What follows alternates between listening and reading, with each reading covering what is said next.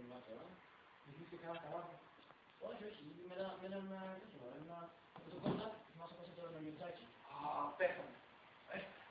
Τα τελευταία του για αυτός. Αλλά πήγε η γυναίκα του μια αποζημίωση για το αντίστοιχο κίνδυνο. Και γενικά, παλεύει. Ακόμα τι γίνεται. Έχεις κάποια σφάλμα. Ωραία, τι παρά. Ωραία. Ωραία, μαλάκα.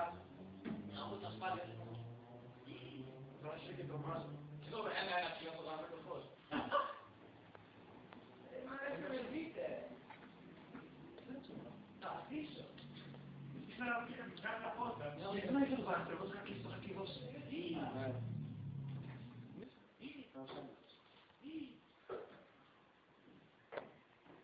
Πού κατηγορείτε. Πώς να ελέγξουμε. Να πεις λίγο μας φίλοι. Μόνος. Για πήγαινε να δεις.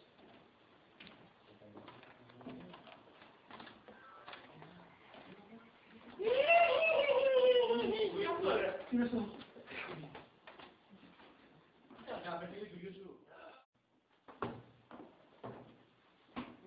Πού ακούγεται. Είμαστε μόνο στο λαό του Παμπάλαιο. Για πες εδώ, να παίξω δεξιά. Άμα εδώ. Έχει τίποτα εδώ. Και εδώ άλλο γίνεται.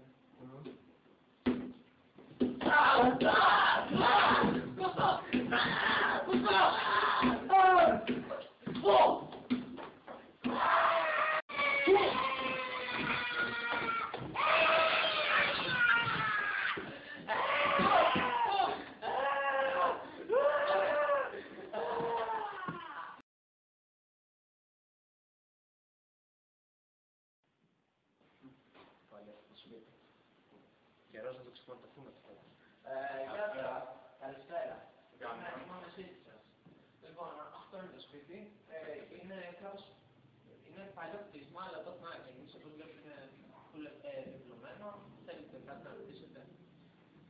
Να μ' ακούσεις κάτι για αυτό το σπίτι, ότι έχει γίνει κάτι πριν 4 χρόνια. Βάσει σε όλα τα πράγματα υπάρχουν ευθύνες. Το θέμα είναι αν όλες τις είναι ψεύτικες αληθινές. Τώρα αυτό είναι πάνω στην κρίση της γης. Αυτό που έχουμε γνωρίσει είναι ότι έχουν υποθεί πολλά πράγματα για το σπίτι, αν και δεν έχει αποδειχθεί τίποτα. Οπότε μάλλον δεν έχετε κάτι να φοβάστε. Οπότε το σπίτι θα είναι μια χαρά. Ναι, θα είναι πολύ καλά. Τώρα το ανακοινήσατε, σωστά.